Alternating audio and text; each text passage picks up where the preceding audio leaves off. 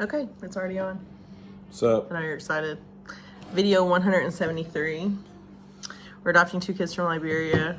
We, in our infinite wisdom, decided to come to Liberia and just live forever and hope that the corruption here goes away because we came, which makes us the most biggest catfish victims ever. Naive people ever, but still optimistic. So,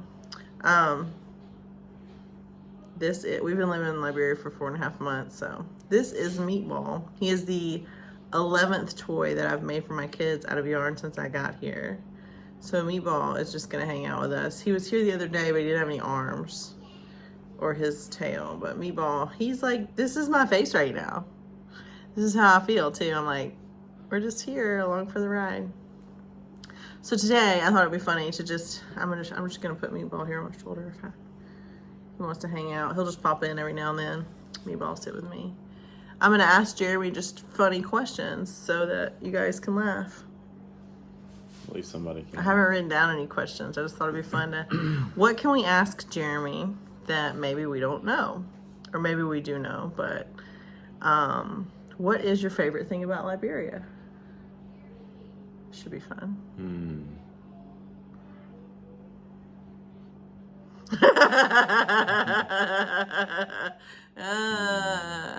Okay, my favorite thing about Liberia is the HOBI kids. So Nelson and Sela's That's a good one. combined project. So what do you want people to give money to the HOBI kids? Yeah, that'd be great. What do they need right now? Well, That was really funny. You just didn't say anything. Our kids live here. They're not at war. Well, that's not a good thing for me. Like, I what's want your them to live with us? Tell us what Nelson needs right now for the kids at the HOBI orphanage. Yeah, so the MOG is cracking down. The Ministry of Gender is Our favorite people right now. enforcing regulations on the adoption agencies and orphanages across the country. And Nelson needs to make a little bit of repairs to make them happy with him. So I know the original bill for that was $4,400. I'm not sure where we are. Meatball's interested. Sup, Meatball? Sup? This is what's happened. I wish I was a ventriloquist. Is that what it is? Or you just? I guess I have to make his mouth move. So he has some good. He's a perma smile. Nelson and Pauline have done really good with the 30 kids they have in their care, but they need to make a few adjustments to keep the regulators happy. And like these kids are going to be like the future leaders of Liberia because they have permanence. They're permanently there. They're not eligible for adoption. I don't know if any time in the future that's something that the Hope of Blessing International Foundation will look at. Right now, that's not really on their table for the moment. So these kids know for sure that they're not leaving. So the kids at our children's orphanage, Small World Home, they're in a transition home. So they know that they're leaving if they get chosen for adoption. There are a few kids that have gotten into the teenage years that probably are not going to get adopted because most people don't want older kids for whatever reason. So, all right. What is your favorite thing that you've eaten since you got to Liberia? It has to be what we had at Labasa was a chicken quarter. It was like the thigh and the leg together, and it had serrations on it, and then like a tomato based something. It was delicious, and it was so good. It's probably the best thing I've had so far. You think it would cheer you up to like just get Emmanuel to take us there? No. You think it would cheer the kids up? I mean, these are the worst days because it's Friday. You think the kids would cheer up at all? But that's the best food you've had. I gotta say that's the best food I've had too. Little Bossa Eco Lodge. Like, they don't. The only downside is if you stay there, you stay in like a yurt, and like right now it wouldn't be bad. But I don't want to stay there, but they don't have air conditioning. It's a yurt. You get eaten alive by mosquitoes. But it's Friday and we've got no information, no updates, and it's like so. It wouldn't cheer you up. Whole another week is wasted. Money, time, resources. So something did happen this week. The ban on adoptions for the whole country, which was probably an illegal ban, was lifted. So great. Well, and it kind of got us a little down in the dumps because some of our other adoptive families have been corresponding with the U.S. Embassy in Liberia, and the feedback just trying to figure out like where you guys are at on this. Are you on our side? Like, are you going to help us get our kids adopted? And they continue to talk about corruption within the Liberian government, which is fair. That's true. There is corruption within the Liberian government. Just like there's corruption in the U.S. government. And then they talk about chain of custody of the kids is their big concern, and that's why they sometimes don't classify them as orphans. So that made us a little down in the dumps. So. Or typos. What is your so is the Labasa like your favorite place to visit too? Would you say? No, just that meal. So what's your favorite place to visit in Liberia? And you can't say the airport to go home, so it doesn't count. I haven't only visited that once, so I don't really enjoy visiting anything here. Nothing? Not even the orphanage where your kids are? I mean, yeah, but it's still a reminder of the situation. I think, like, probably the only time I get a breath of fresh air is probably when we go sit at the beach. Mm.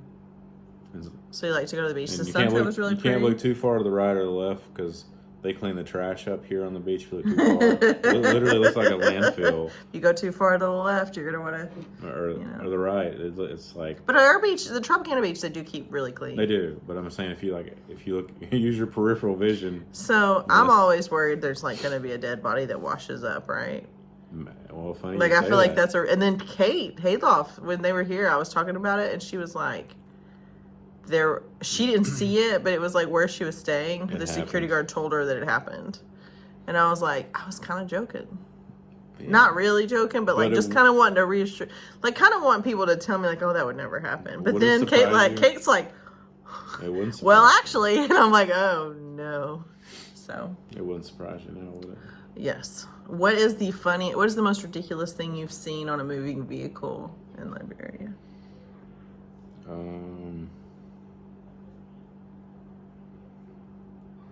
I would say, like, from a risk management situation, risk reward. If you had it on a risk reward scale, I would say a door or a big glass door on a motorcycle. Because it takes up such width. A door on a motorcycle. You're, like sideways. You're gonna like a front door to hit something, and that for your safety. And you always talk about the wind resistance. Yeah, and for your safety, it's probably the most dangerous thing I've seen. I'm gonna go with a baby. The most ridiculous thing I've seen on the back of a motorcycle is still a baby less than 3 months old.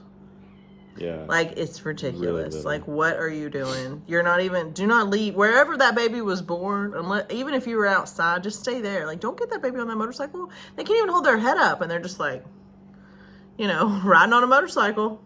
Or people holding the baby with one hand. I mean, it's like, how are you even hanging on to your own self? And it's not just one person. It's always like a family and a baby. And I'm like, this is... Or people like standing up. How is this not illegal? In the back of a trunk of a car going down the road. On a bumper. They'll stay on the bumper of the... KKs are kind of like... I think the most thing that we can compare KKs to in the U.S. would be a golf cart. But imagine a golf cart with one front wheel. Well, our golf carts have roofs. Right, but it's just like... It's not completely enclosed. Well, the KKs are completely enclosed by fabric. They're not like... Okay. Like, it's like... They're not like enclosed, like hard. It's like made of a convertible top. Yeah. Like, it's not. They stand on the bumper of the KKs riding down the road in nothing but flip-flops, which they call slippers, just hanging on like it's nothing. I'm like, your lifespan just got shorter. What is the most ridiculous thing someone's asked you for in Liberia? $2,000. Just straight up. If I win the ticket if I win the lottery, will you give me $2,000 to buy airline tickets? In Liberia, that was a legitimate question. Yeah, in Liberia, I think you can pay like $25 or $50 a year to enter their DNV lottery. It's like a citizenship lottery. So if you win, you get to go to the U.S. and be a citizen there. It's just a way to exploit these people for more money. It's literally like they're like, I don't know who gets the money, Liberia probably, but it's literally the lottery. And if you win, you do get to go to the U.S., but you have to have sponsorship.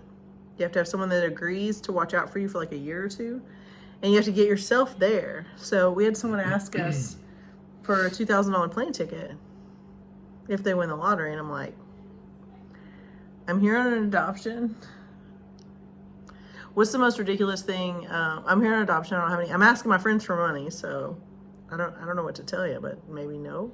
The more exploit like, what are the odds of this even happening? Exploitative would be the U.S. Embassy taking visa applications on a daily basis, like 200 or 300, and they only approve like 5%. And it costs $200 and something every to pop. apply. And they literally, if you get denied, you don't get your money. So it's just like it's a lot of money. They literally are just taking these people's money. I'm surprised they're still applying. Honestly, I wouldn't apply.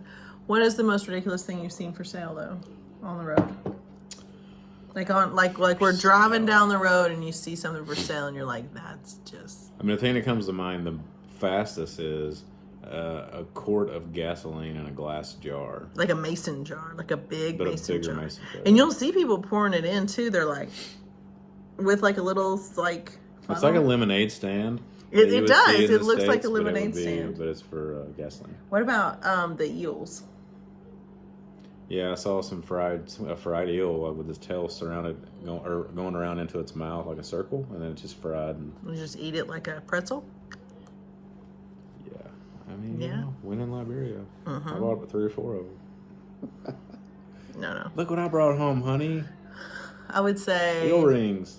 What, because this is like, Emmanuel and I were trying to talk about this. So Jeremy went to Mexico and stayed at a resort, and then like maybe like went to like the outdoor market like one day, like maybe like where people probably were poor. Yeah, I went to one of them pyramid things where you drove through a really small, impoverished town. There were a lot of people begging for money and stuff and selling stuff. But other than that, like couple hours away from the nice hotel-ish, would you say? Yeah. Jeremy's never left the U.S. Until we came to Liberia. I've been lots of places. Jeremy's never been anywhere. So we all find it shocking. Like, Sam Bruce kept finding it shocking. He's like, dude, you're just doing so good. Yes. Are you doing so good? No, I'm not doing good now. And it's not that anything's changed. I'm just miserable. The misery index is really high. So what is something that when you leave Liberia you hope you'll never see again? Piles and piles of smoking, burning trash on the side of the road.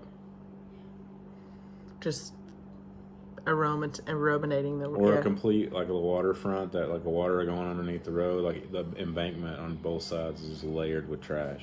And people like get water out of that water source. It's so bothersome. Like we saw this trash right next to this water source, and I saw this kid filling up a water bottle and then drinking it. I'm like, I'm like driving by in my car. I'm like, oh. Like I'm not sure where I am what on do we like do? The whole climate change thing, but like the whole litter and trash, like the things of like the floating plastic debris and like the way out in the Pacific Ocean that is about the size of Texas, things like that drive me insane. That people just throw their trash in the water and don't take care of the environment. I can't stand that. I think there should be harsher punishments for people that do that kind of stuff, and like it's everywhere here. Can you name like 4 live animals you've seen in Liberia? Live? Like live and somewhat feral. Cats and dogs, lizards, cobra. Chickens. Free range We chicken. joke about free range. Free range chickens comes into a whole different ball game. Yeah. When you talk about Liberia, because the trash is everywhere, right? There's just trash. They just don't. And this is an education thing. Like as these kids go to school and understand like education, like when you have a formal classroom setting, you do teach kids about littering and about conservation and about composting and all that. So as more kids are able to go to school, this problem will eventually fix itself because this is a lack of education issue. But because there's space in Liberia, they're not overcrowded. I mean, there's tons of undeveloped land here. So, but yeah, the chickens just roam around and eating out of the trash, and like one thing that's concerning, eat chicken. It was hard to breathe when we first got here. Yeah. But now I'm the dust was really bad too. Used to it. Well, now it's the rainy season. It's not. Well, so no, bad. even before that, like you just see animals like in Florida. We see gators and we see squirrels and birds and stuff, but like, we haven't seen a lot. You saw the cobra, but we haven't seen a lot of snakes. No. Okay, what else can I ask you about Liberia?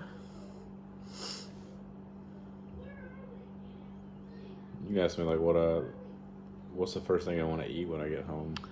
What is the first thing you want to eat when you get home? Big fat cheeseburger. You want to get it from the airport in Nashville? Yeah, if we have pharmacy. Time. I'm sure we will. That sounds awesome. We got time. Devin will have time for whatever you need time for. So many things like deli meat. What if we find you like an Outback in an airport before we get to Nashville? That's cool too. I mean, like you just don't think you have Chang's though in Atlanta's airport. like just the variety. Legit. In the States. Like there's cheered me up. like lunch meat is so rare here. Cheese is so rare. And just think about all the things We're gonna get so fat. Like I'm already on the chunkier side of my ideal fighting weight today. And I know that when I get home, I'm just gonna like eat out of respect for the food, and I'm gonna have to get on the treadmill. I'm gonna have to move stuff around. We'll be more active. It's like now we're so just insane. I'm like atrophying. What do we talk about atrophy? The fatted calf. I was like, my legs are sore from doing nothing.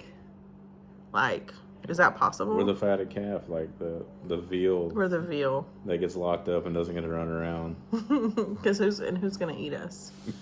So. I don't know. That's a weird thing to say. I mean, it's true though, because you're like, we're the fatted calf. I don't taste good. I'm old. Let's see. I did have like the fun things that happened this week. I reached out to my friend Tom. He was celebrating his 21. Like previous coworker friend Tom. He's 21 years at the company we worked at together. Yeah. Hi, nice. Tom. And he watches our videos. He said I was like, I'm not surprised Tom watches our videos. Tom's cool. I was like, man, I'm sorry. There's been some dark ones. I'm sorry. You haven't cried. I'm the only one that's cried. No, but I probably look like I would have jumped off a bridge. I think that's if given the opportunity. What do you appreciate most about being an American citizen after living in Liberia? Other than cheeseburgers. So, there's so much. You know what's funny, though? Jeremy will go, just as a side note while you're thinking of that answer, Jeremy will go to a restaurant and order a cheeseburger and always be disappointed. It's like, always disappointed. Some know it. Often disappointed. Like, we'll go to, like, a nice, like, a restaurant that's, like, nice. You know, like, not, like, ritzy nice, but, like, you know, on the water, like, nice. And he's like, I'm getting, like, sushi. And he's getting, like, oh, I just think I need a cheeseburger. And he's disappointed. But Five Guys doesn't disappoint you usually, or neither does Ford's Garage. They do pretty good. Ford's Garage, they'd make a good burger, but look at his face it's already. Probably better. We always got them delivered. If we actually ate it there, such a critiquer. But I mean, how hard is he always orders a cheeseburger. But when I brought him that cheeseburger in the Nashville airport, because we got there early, obviously, because we're international flying with 3 kids, and so we wanted to get there early.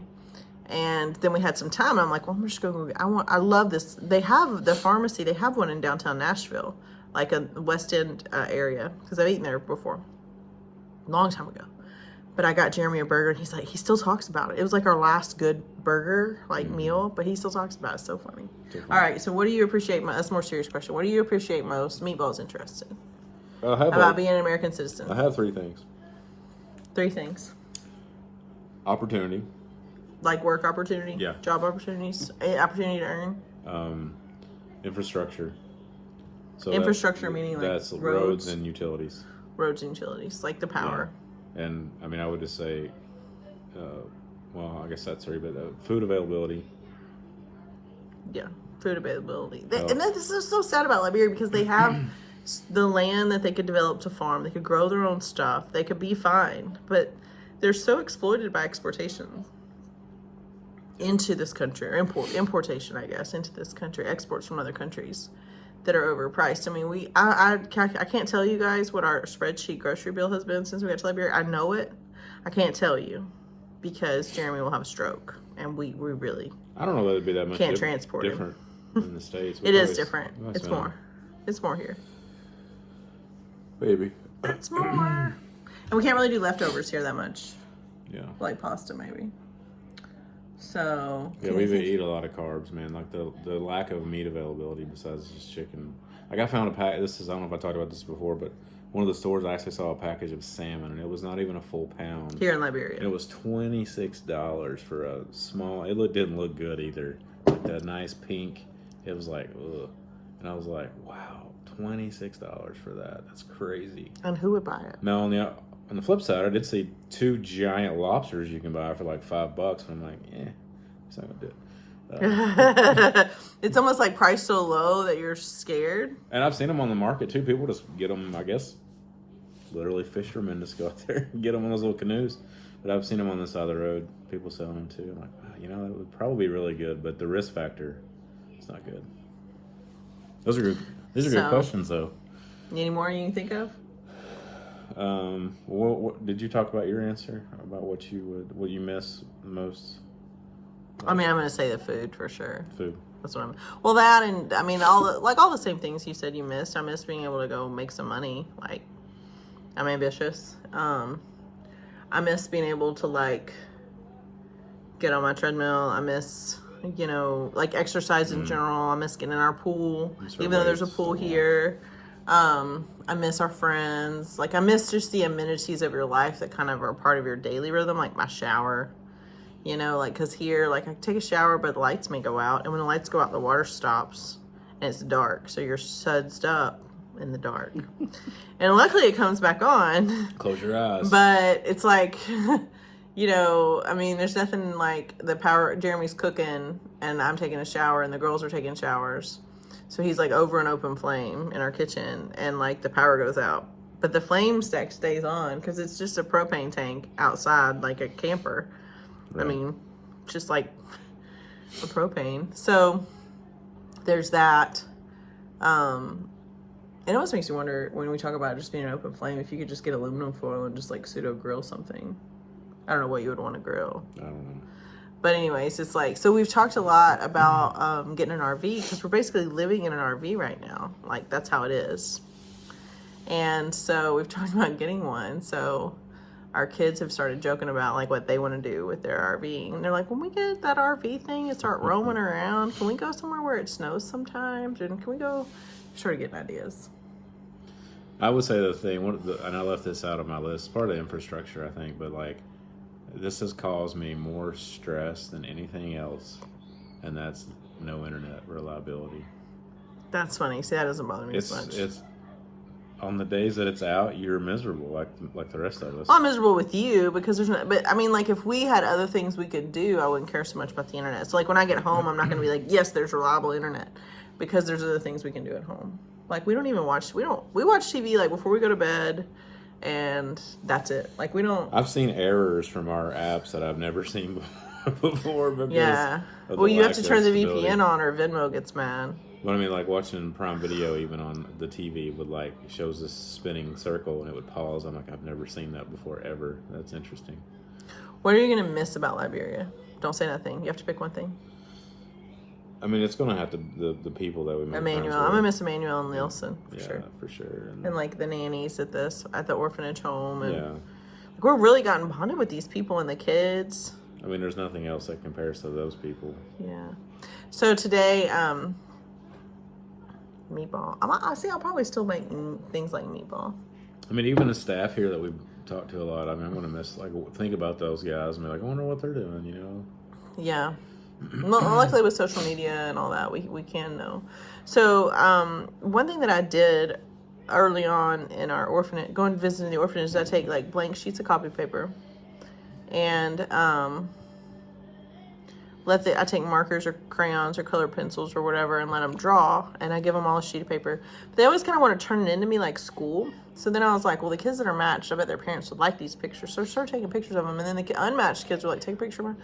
And the unmatched kids do understand that they don't have parents yet. One of the little boys actually wrote us a letter and asked us to find him parents that are good like us.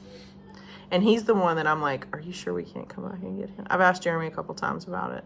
And like, we can't, and it's not about him. Like, we would totally adopt him. He is the easy part. It's dealing with this country again, dealing with this uncertainty of the government, dealing with the U.S., criticize. Just, there's too many political conflicts, and it could drag out for the rest of our lives, and it really steals your joy of parenting the kids that you have. That being said, I don't think he's going to have a hard time getting matched. I hope not. But he's 7, so he's kind of in that range of where people are scared of him, you know? And I don't know why. Like, he's great. But he wrote me a letter and signed his name to ask me to help find him good parents. And he's written letters to his future parents that are very sweet. And I took a picture of that, too.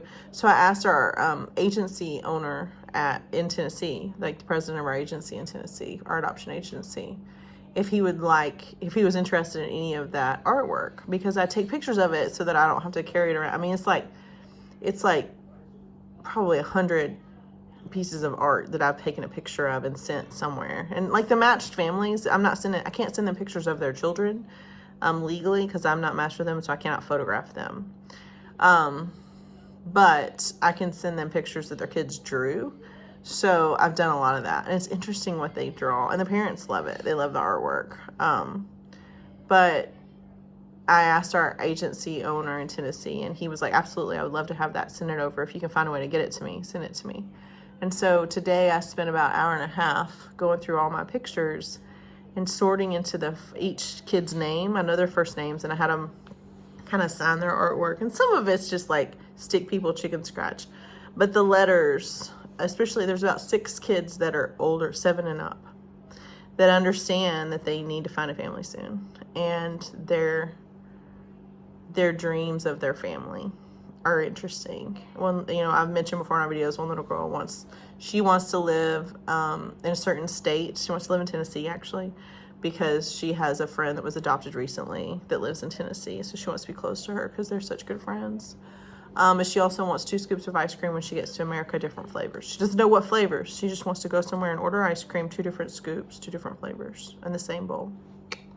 She's very, very clear about this. And then the little boy that wants, so I spent about an hour and a half just getting it all separated out. And I was able to send him some pictures of the orphanage home without any kids in it to kind of help with his fundraising and advertising. I just sent some extra pictures with like an iCloud photo link thing, so I didn't have to download everything. So I'm going to try to do that. But it really broke my heart when I was going through those pictures. And I think about a lot the lost time and the lost chance. So I would say if you're age 0 to 3 at the orphanage home now, that you have probably about a 90% chance of getting adopted. If you are 5 to 9, unless you have a younger sibling, if you're a 5 to 9, your chance of getting adopted is probably about 65%. If you are 9 and older and don't have a younger sibling, you're just a singleton, your chance of getting adopted, I think, is 25% chance or less if you don't have a sibling. And the reason I bring up the sibling group is a lot of people have a heart for siblings. A lot of people that are adopting siblings already have a lot of kids themselves, and they're like us. They're like, once you get past 3, it really don't matter. How many can you fit in the car? That matters. But so this delay has been going on for, it's been going on for 2 years, really. It's they slowed down a lot about 1.5 years ago, and then 4.5 months of us just sitting here, or 5.5 months of a deadlock. And the deadlock persists. And so I know that everyone else is reaching out to the Madam Bime Horace-Colley, who's the minister proper, the head minister of gender right now at the MOG. And she'll be there for this year and then following 5 years, 6-year administration. I need her to hear us. She's got a lot of things to hear. She's got a lot on her plate. There's a lot here socially to fix. But the Ministry of Gender, Children and Families, they're the social protection agency here, and they're the child welfare, they're workman's comp, they're everything. And there are a lot of issues for them to tackle that don't have anything to do with us. But we're just trying to do this one thing, and we just need one signature from her. Her staff appears, from what we hear, her staff's on board, but we need that. So, and we also, before we leave, we don't want to leave the Hope of Blessing International home without the dormitory that the girls need. They have building plans and dreams for the next 5 years, but they need about $3,900, $3,800 immediately, so that they aren't inspected by the Madam MOG and her staff and shut down for lack of dormitory space for the girls. That's a real possibility. So that Venmo for HOBI kids is on there. So, but yeah, I spent an hour and a half today. I did laundry today, but I spent an hour and a half just sorting out all those pictures, and it's just a lot. It's a lot to carry. But I am glad that I'm in a position today to speak for those kids that don't have families, especially the ones that are easy. Like, they're just stuck in time. Had this, and that my buddy, the little boy that I'm like, if we were going to add a kid on, it would be him. When we can't, we absolutely can't. Financially, we can't. Logistically, we can't. We can't fit him in our car. Our house isn't set up for a boy. Like, it's just, there's all kinds of things that we can't do. But had this suspension never happened, and had this political situation that in truth began a year and a half ago never began, he would have been matched by now and probably home, and would have spent his 8th birthday in the U.S. Now he'll spend his 8th birthday in Liberia, and as he turns 8 and 9 as a kid without a sibling, his chances are he's going to be in that 25%. And that's just my opinion. That's not a dead set statistic, but when you're 9 and you have no siblings, because the people that are brave enough for an older child are brave enough for a sibling group, wouldn't you say? People that are open to an older child, they're going to go on and get two, because they're probably experienced parents that have been around like we have, and they know, it's just, if you're going to get one, why not get two? Some people like Kira, she got 3. Yep. And she already has a bunch. I don't even have a count. What would you tell people to get them to give to Nelson's? Venmo at HOBI Kids, but what impressed you the most? Before I answer that, one thing I was thinking about was that they say that this country is a tier 2 for human trafficking. I'm not really sure what quantifies that or makes that the case, but I would love to see any proof or evidence that happens in adoptions. There's probably none. There isn't any. So that doesn't matter when entities say that in the U.S. You're going back to that consular letter. Yeah, I don't really. Yeah, it's ridiculous. But I was thinking about that while you're talking. But you said that you asked me what was impressed me most about HOBI. Yes. Why would you? So if you had, Jeremy, we're gonna say Jeremy's pretty tight-fisted about money. Even when it comes to like charitable things, like he's like, do we have enough? He'll give it, but he wants to sit down and look at the bottom line several times before we. But if you had $5,000 right now, would you hesitate to give it to Nelson? I would not. He is a man. But because you know him. Well, I do know him, but what I can say is that he is responsible. He would earmark that money for what it would need to go to, and what he does with so little is impressive. He's building a life, and not just giving these kids like food and sustaining them, but he's nourishing them with education and making a way for them in their future. I mean, like when I visited them once on my own with just me and him, like they were just memorizing books in the Bible, like just trying to recite them.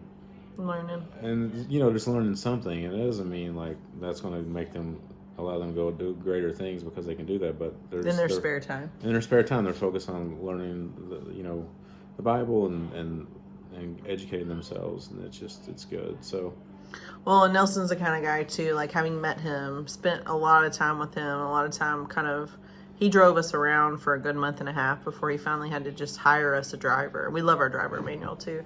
But Nelson's the kind of guy that like, I can tell you, like, if my kids are in Liberia, he would take care of them. If I wasn't there and my kids were in Liberia, or even just like for an hour or two, or for a lifetime, he would care for my children, even my American children, the same way he cares for his own biological children. He's just that guy that's just the father to many, and he's good at it. And he's a quality person. And so him and Pauline both, his wife, are just really good people. His wife won an award this year here in Liberia. Their community, their church community, and their surrounding community, they vote on a Mother of the Year, and she won. And so that's an honor, but that just goes to tell you like how much they are valued in their community. And the more we enable them, the better this country will be. It's, we can come live here for a little while. We can make a little bit of a difference, a little bit of a ripple effect, but they can raise the leaders that this country needs. And so it's hard to, and in the U.S., I would say it is not hard to find people that you think are good people. In Liberia, there's good people here, but they're so overburdened with things to take care of. Most people here are already fostering multiple kids. They've adopted multiple kids. Like families here in Liberia that have any kind of means are taking in everybody. So even though you'll meet good people in Liberia, they're so overburdened already. And even Nelson, but Nelson doesn't come across that way. So it's funny you say that. These are the things that Nelson's dealt with that I can think of off the top of my head. With grace. He laughs about it too. A bad wheel bearing on his wheel for the vehicle we use for transportation. A bad battery, which is pretty common in this climate. We got new tires. Tires. The window's not rolling up all the way. They're possessed. They had a partial collapse of the security wall around their facility. They have a crack in They had 4 break-ins. In one of the dorms, they had a crack. They lost part of their roof in actually the building that Nelson and Pauline sleep in. And now they need to do this build out to have capacity to meet the regulations. And they still have to feed, 35 people every day. Oh, and the electricity, they need to get hooked up immediately. They got electricity. But everything is sort of a semi-emergency here. It's like this dorm thing has been on their docket for the next year, but now it's got to be now because of these regulations. I beg to venture most of us in the States, if you had that run of luck in the 4 months, you'd be like, what am I doing wrong? You're like, I didn't sign up to be Job. Right, exactly. So, but the thing about Nelson is, even though he's going through all of those things, he's still giving us a really good, he's giving us a deal. He sends us a driver, we pay the driver. He's not charging us rent for the car, although we need to pay him rent for the car. We just don't have a lot of extra, so he's just letting us use it. Yep. And for free. So, we'll continue to give him whatever extra we have, but as bad of an I don't want to say it's bad. There's a lot of things that are hard about Liberia, especially when you come here planning to stay for 3 or 4 weeks and you end up here for nearly 5 months. There's a lot of things that are hard. Nelson makes things easier, even though he's dealing with all this stuff. So I would urge you guys to go get on your Venmo right now and just send $25 to @HOBI Kids. It's in the description. And yesterday's video, I put it at the top, but today I'm just going to leave it in the description. And I'm going to do a noonday show for them in July, too. See, because the sale's coming, the birthday sale. You can buy today if you want to from Noonday and help our adoption. Well, and to help Smith adoption, I have an interview next week I'm excited about. Yeah, so. Jeremy got another interview. Don't tell him you live in Liberia. That might be a turnoff. I won't. So, Right all right. on it. Is that all you got? That's it. Bye. Bye.